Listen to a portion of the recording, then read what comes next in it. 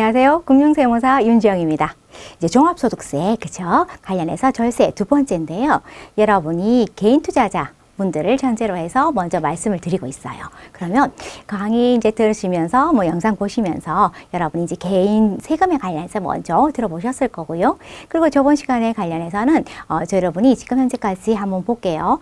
저희가 개인 세금에 관련해서 말씀드렸어요. 개인 세금에서 종류가 어떤 건지. 그리고 또 개인 관련해서는 종합소득세, 그죠? 종합소득세 어떻게 계산하는지, 그러고 양도소득세, 그죠? 여러분이 이제 신고하는 거 관련해서 전체적으로 어떻게 되는지 보셨고요.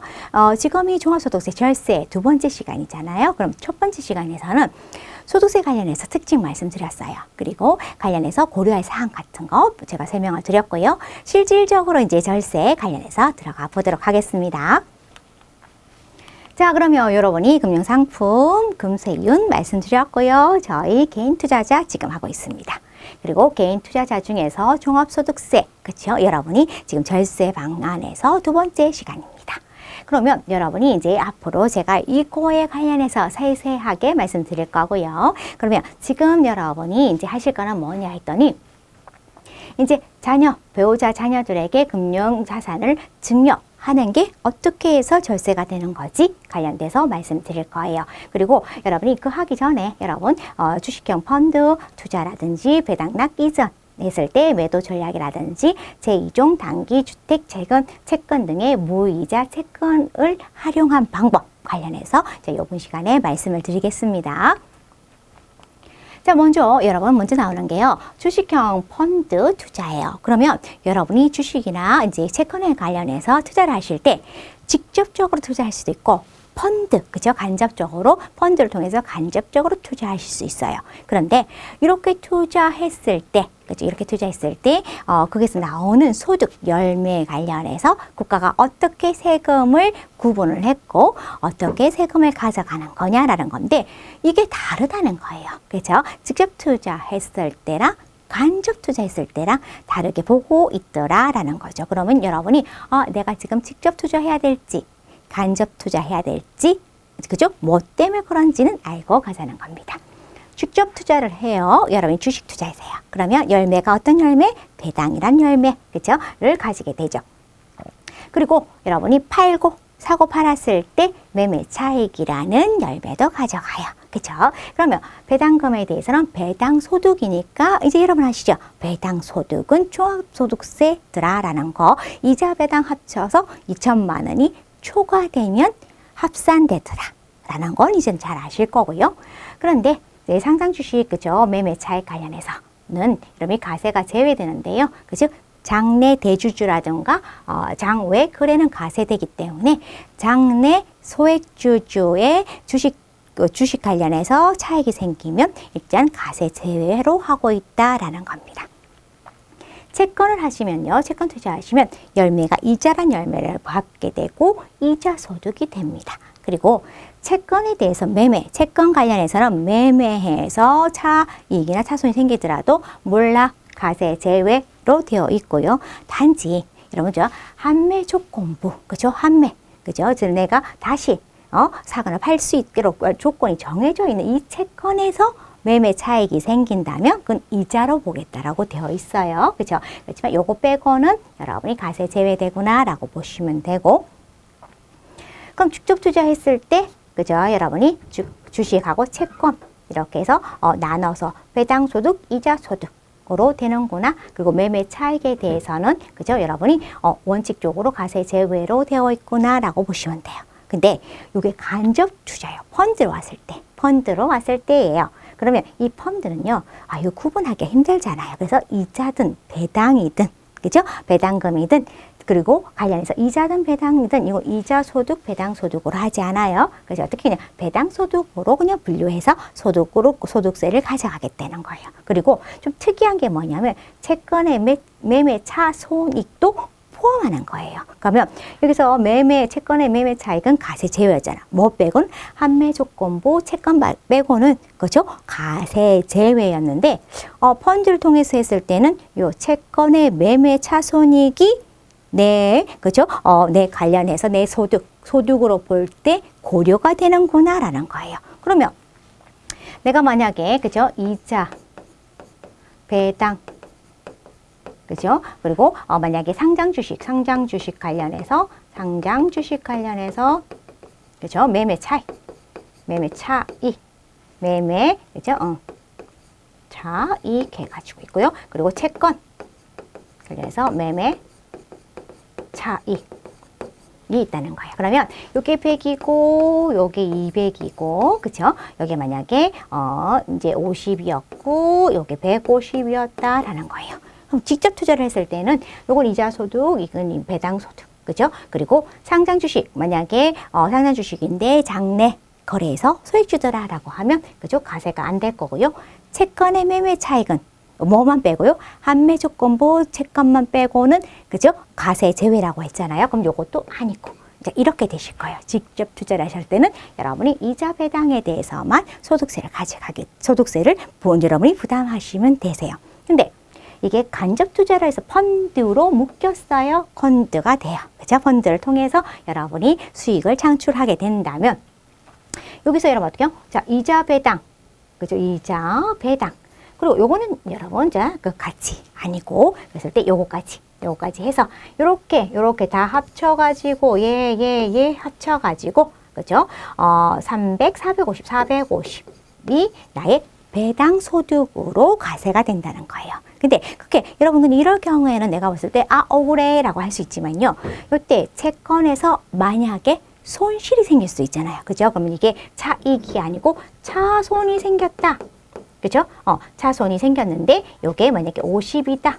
그죠? 마이너스 50이 생겼다라고 하면 여러분 여전히 직접 투자를 했을 때는 어떻게 될까요? 그죠? 100, 200으로 이자 소득, 배당 소득이겠죠. 근데 펀드를 통해서 했다라고 하면 자, 요거 포함된다고 했으니까요. 요거 포함된다고 했으니까 300에서 여러분 50을 빼죠. 그럼 250에 관련돼서만 가세되는 거예요. 그래서 여러분이 요게 차익이 났을 때는 여러분이 불리할 수 있다고 생각하지만 차손이 생겼을 때는 또 유리하게 여러분이 요게 투자할 수 있는 거기 때문에 주식형 펀드를 통해서 투자하는 것도 고려해 보실 수 있다는 겁니다. 자, 그러면 다음을 넘어가면요. 자, 여러분이 지금 어디에 하셨냐면 주식형 펀드 뭐 할 거예요. 그러면 여러분이 배당락 그죠? 그리고 무이자 채권 관련돼서 설명드리고 그 다음에 재산 그죠? 관련해서 배우자나 자녀에게 증여하는 거 순으로 또 말씀드릴 건데요. 자, 배당락 이전의 매도 전략이에요. 그죠? 그래서 여러분이 그냥 여러분 배당 받기 위해서 그죠? 쭉 그냥 보유하셔도 되는데 이런 경우 이제 제가 그랬잖아요. 이러면 어떻게 해요? 절세하는 방법의 가장 그죠? 큰 그죠? 여러분이 잊지 말아야 되는 거는 일단은 우리가 초과한 누진세율이더라. 그죠? 그러면 일단은 그 묶음에 들어가면 안 돼. 그죠? 합산되면 안 돼. 그죠? 그래서 합산되는 이자 배당 싫어. 이렇게 되는 거겠죠. 그러면 내가 주식을 가지고 있다가 내가 지금 다른 소득도 많고 금융소득도 더 많아. 그죠? 그러면 일단은 내가 배당을 받게 되면 무조건 여러분은 내가 42% 그렇죠? 46.2% 최고 세율 만약에 부담한다고 된다면 내가 100원을 받아도 46.2%가 세금이에요. 그죠? 그러면 여러분이 이렇게 46.2%를 하나니 차라리 양도소득세로 낼 수도 있고 안 낼 수도 있죠. 그죠? 소액주주면 안 내잖아요. 대주주면 내겠지만, 그죠? 그래서 그렇게 되면 여러분이 나는 이미 그죠? 양도소득세율보다는 높아. 그렇다면 나는 배당 아니고 그냥 매매 차익으로 해서 양도소득세를 부담하는 게 낫겠어라고 여러분이 판단할 수 있어요. 그럼 어떻게 하겠어요? 그러면 배당락 이전에 그냥 팔아버려요. 그죠? 배당 못 받아요. 그죠? 배당 못 받고 배당 소득 없어요. 차익이 생겼을 때는 여러분 이 조건에 따라서 매매 차익으로 여러분이 가세될 수도 있고 만약에 그죠? 가세되지 않을 수도 있어요. 근데 매매 차익으로 가세되더라도 합산되는 것보다 그러면 여러분이 배당락 이전의 매도도 생각해 보실 수 있어요. 그리고 여러분 배당락 이전에 매도하시고 배당락 이후에 여러분 저가 매수하시는 것도 하나의 방법일 수 있다는 거예요. 그죠? 자, 그리고 여러분 이거는 여러분이 잘 이용은 안 하시지만 그래도 알고 계시는 것도 괜찮으실 것 같아요. 그죠? 정부가 발행하는 채권인데 여러분 무이자 채권이란 건 뭐냐면 액면 발행을 해요. 액면 발행. 그죠? 왜 액면 발행을 하면서 이자 없어요? 그죠? 그랬을 때 여러분 보시면 얘는 이자도 없고 그죠? 할인고도 없고 여러분 어떻게 뭐 왠지 무조건 뭐다? 액면 발행하게 되어 있어요. 그렇게 된다면 이러한 그죠? 정부에서 발행한 채권으로서 액면 발행하고 이자는 할인액이 없는 채권이라는 거예요. 그러면 이런 게 어떤 종류가 있냐 했더니 제2종 국민주택 채권과 2006년 2월 24일 날 뭐 폐지됐지만요. 3종 국민주택 채권이 이렇게 무이자 채권에 해당이 돼요. 그러면 이자도 없어요. 할인도 없어요. 그럼 여러분 이자 소득으로 가세할 게 없어요. 그죠? 그리고 가세할 게 없죠. 그리고 난 뒤에 여러분 이게 만약에 시중에서 발행되고 난 뒤에 시중에서는 여러분 어떻게 해요? 시장 이자율에 따라서 이제 금액이 정해질 거잖아요. 그럼 매도할 수 있어요. 그죠? 매도해요. 했는데, 그죠? 내가 차손이나 차익이 생겼어요. 채권에 대해서 매매 차익이 생겼어요. 근데 여러분, 자, 채권의 매매 차익은 뭐만 빼고는 판매 조건부 채권만 빼고는 가세 안 해요. 그렇죠? 그러면 이 무이자 채권 같은 경우에는 이자 없어요, 할인 없어요. 그래서 이자 소득 없어요.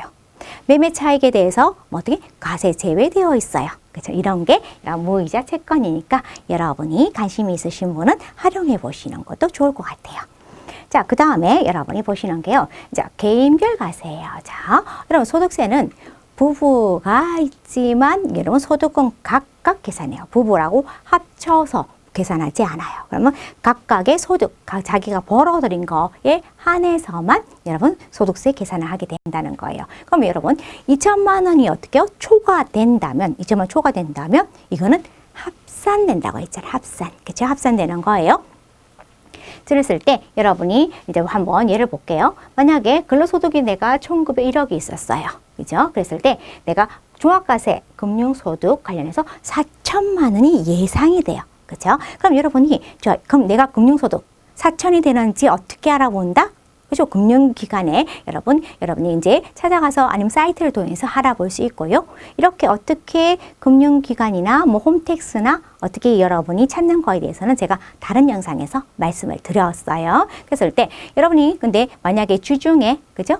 이 올해 가기 전에 내가 4천만 원이 넘는지 그죠? 4천만 원이 아니죠. 2천만 원이 넘는지, 그죠? 2천만 원이 넘는지를 알아보는 거는, 그죠? 각각의 사이트에서 여러분이 알아볼 수 있는 거예요.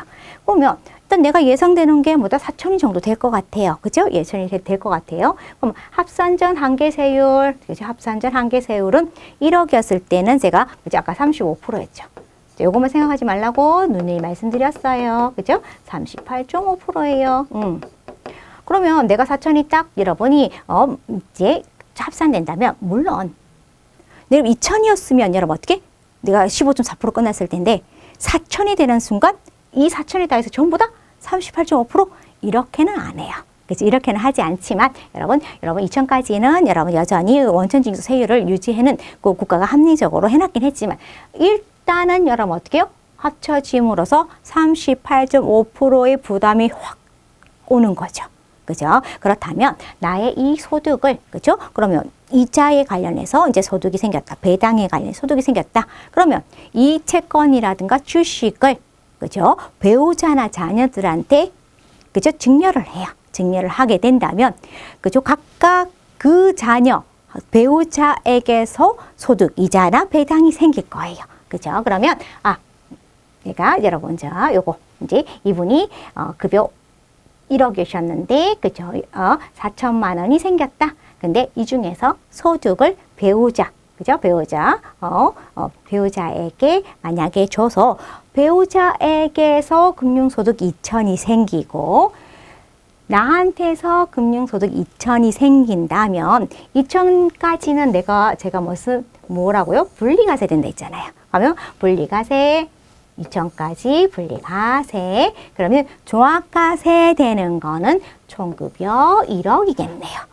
이런 식으로 배우자나 자녀에게 증여를 해요. 그죠? 주식이나 채권을 증여를 해요. 그러면 그 증여한 거에 따라서 그 사람이 받은 이자 소득, 배우자가 받은 이자 배당 소득, 자녀가 받은 이자 배당 소득이 각각 계산되기 때문에 2천만 원 초과되거나 2천만 원 초과되더라도 그죠 여러분 그 되는 금액을 줄일 수 있는 하나의 방법이 증여라는 방법이 있더라는 거예요. 근데 여러분 조심해야 될 게 뭐냐면 이 증여 금액이 얼마냐는 건데 10년 단위예요. 그 10년 단위로 배우자한테는 6억. 그죠? 이거는 뭐 여러분 거의 아실 거고 자녀한테 성년인 자녀한테는 5천. 미성년자인 자녀한테는 2천까지는 증여세가 없더라라는 건 아실 거예요. 좀 여러분 조심해야 될 게 뭐냐면 이렇게 10년 동안에 주식 채권을 증여하는 것뿐만 아니라 저희가 절세 방향으로 많이 여러분들이 하시는 게 부동산도 증여를 해요. 그렇죠? 증여를 하고 여러분이 이제 증여해 가지고 뭐 이런 경우 이제 부동산세 같은 거라든가 이런 거 절세 방안으로 할 수도 있어요. 근데 내가 이 금융자산으로 만약에 한 게 있다면 그거 빼고 6억에서 그 금융자산 증여한 건 빼고 또 이제 증여할 수 있는 부분이 비과세로 증여할 수 있는 금액이 나오잖아요. 그렇기 때문에 여러분이 요 10년 내에 혹시 다른 자산이 증여할 수 있는 상황이 있기 때문에 요 전체 나의 자산 포트폴리오를 보시고 6억의 카드를 사용하셔야 된다는 거예요. 그리고 자녀는요, 제가 저번 한번 말씀드린 적이 있는데, 나는 자녀 뭐 1년에 뭐 5천도 아니고, 10년에 5천. 이래가지고 언제 내 재산을 다 넘겨, 그죠? 자녀 언제 재산이 많으신가 봐요. 라고 있었는데, 그때는 여러분 어떤 최대한 좀 이런 고려해야 되는 게 10년 1억 5천 정도요. 1억 5천? 1억 5천이면 1억 5천만 원은 그제 증여세가 안 나오죠. 그럼 1억에 대해서. 그럼 1억에 대해서는 증여세가 10%예요. 이때는 여러분 어떻게 다른 거 붙지 않고 증여세 그냥 10%만 내시는 거예요. 그러면 요즘에 여러분 세율 보면 이렇게 10%로 이렇게 세금 부담하고 넘길 수 있는 게 잘 없거든요. 그래서 여러분 자녀 같은 경우에는 한 10% 1억이니까 1,000만 원 정도 부담하고 10년마다 1억 5천 정도는 부담 여러분이 그죠? 증여할 수 있겠구나라는 거 보시면 되고 또 여러분이 보시면 여러분 부동산 아까 말씀드렸잖아요. 부동산 말씀드렸죠. 그럼 우리 이제 배우자나 자녀한테 부동산을 그죠? 이렇게 증여를 해요. 그럼 배우자나 자녀가 이후에 다시 팔 수도 있잖아요. 양도할 수도 있잖아요. 그치? 그랬을 때 여러분 조심해야 될 게 하나 있어요. 물론 여러분하고 요거 관련돼 있기 때문에 말씀을 드려요. 보면 요거 한번 여러분 알아가시는 것도 괜찮으실 것 같아요. 양도소득세 관련해서 2월과세라는 게 있어요. 2월과세. 2월과세라는 게 뭐냐면 일단은 이제 그 증여자가 있고 수령자 받는 사람이 있어요. 이 받는 사람이 누구한테 받았냐 했더니 그죠? 어떤 거를 토지나 건물, 시설물 이용권, 회원권 포함해서요. 시설물 이용권. 그리고 2019년 2월 12일부터는요. 분양권하고 종업원 입주권이죠. 입주권요. 입주권. 그죠? 이러한 자산을 배우자나 직계 좀비속으로부터 받아요. 그러면 이 받는 사람도 영원히 가지고 있지는 않을 거 아니에요. 이거 어떻게 하겠어요? 언젠가 팔아야겠죠? 그게 언젠가 파는데 이 언젠가를 조심해야 된다는 거예요. 언젠가 팔아야 했는데 만약 5년 내에 만약에 팔아버려요. 그죠? 그러면 어떤 문제가 생길 수 있냐면 취득가액을요. 이 증여했을 때 여러분 어떻게? 증여했으니까 당연히 증여세 냈고 증여했을 때 시가가 있을 거잖아요. 그때 취득가액을 인정을 안 해줘요. 어떻게? 증여자의 취득가액으로 간다는 거예요. 그러면 여러분 자 한번 숫자로 한번 볼게요. 내가 만약에 건물이 있었어요. 건물이 있었는데 그 건물을 내가 1억에 샀어. 그죠? 1억에 샀어요. 그러고 난 뒤에 평가를 해서 그래서 평가를 해서 내가 이제 배우자한테 5억에 내가 증여를 했어요. 그럼 5억까지는 이라고 돼요? 6억까지는 내가 비과세 된다고 증여세가 안 내기 때문에 증여세 없이 1억짜리 그죠?를 5억에 이제 증여를 하고 통상 여러분 만약에 이게 5년이 넘어버리잖아요. 이 배우자가 5년을 넘어가지고 만약에 팔게 된다. 얼마에 팔았냐면 7억에 팔았다라고 한다면 그죠? 내가 7억 받았고 5억이니까 양도 차익은 2억이에요. 근데 만약에 내가 이 과정을 안 거쳤다면 내가 그냥 이렇게 배우자한테 증여하지 않고 계속 가지고 있다가 팔아버렸다라고 하면, 그죠? 1억짜리가 7억이 되니까 난 6억에 대해서, 그죠? 세금을 내야 되겠죠. 그래서 여러분이 잘 이제 이제 절세 방안을 해가지고 중간에 배우자한테 가서 취득가액을 높여가지고, 다음에 팔 때 양도 차익을 출계해야지라고 했는데, 그만 어떻게? 5년 내에 만약에 양도를 하시잖아요. 그러면 나는 5억에서 7억, 2억의 매매 차익만 생각했는데, 국가가 볼 때는 아니야. 어떻게 해요? 취득가액은 증여자의 취득가액으로 갈 거야. 그렇기 때문에 1억 해서 6억에 관련해서 세금을 내라. 이렇게 된다는 거예요. 그죠? 그랬을 때, 물론 납세 의무자는 돈을 내는 사람은, 그죠? 이제 납부 의무를 해야 되는 사람은 수증자이긴 하지만, 요 증여자의 취득가액을 끌고 오겠다는 거예요. 5년 내라면요. 그죠? 근데, 만약에 부동산이 아닌 이런 자산이 아니에요.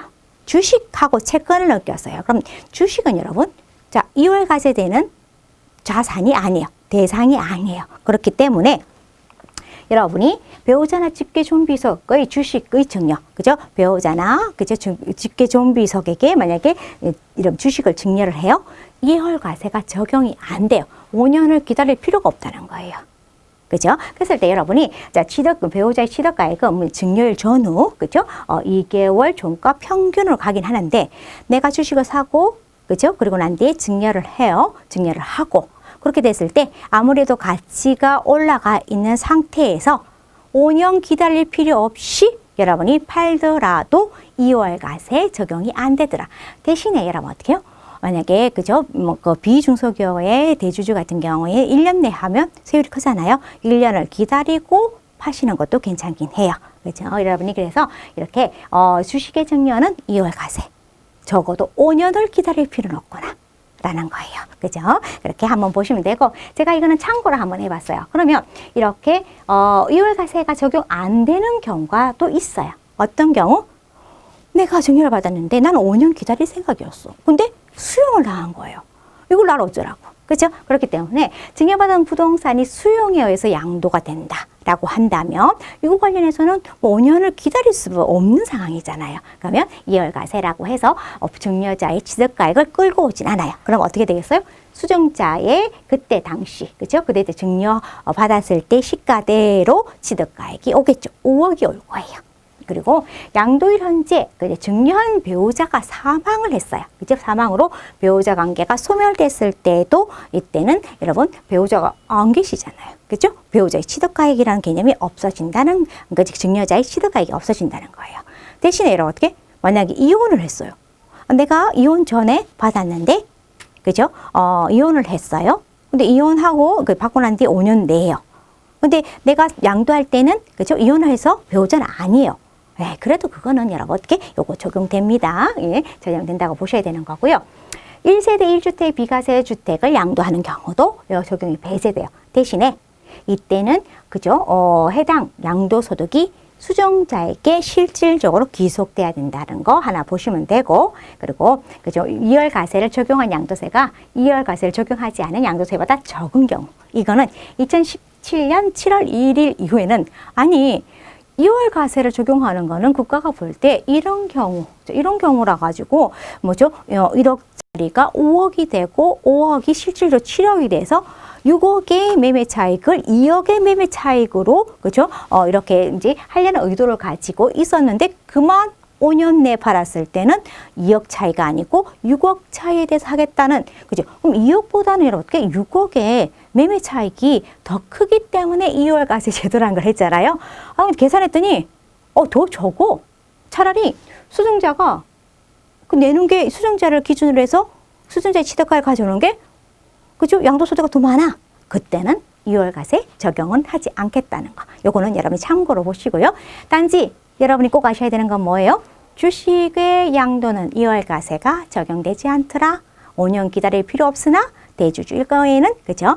비중소기업 대주주일 경우에는 1년은 참고 여러분이 양도하는 거를 계획해 보시는 것도 괜찮을 것 같습니다.